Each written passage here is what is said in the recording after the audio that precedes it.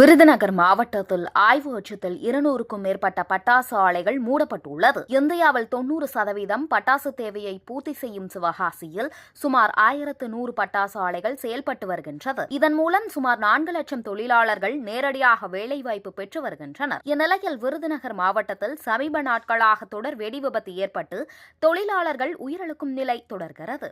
2025ஆம் ஆண்டு கடந்த 7 மாதத்தில் மட்டும் 14 வெடி விபத்துகளில் 30 பேர் உயிரிழந்த நிலையில் 26 பேர் காயமடைந்துள்ளனர்.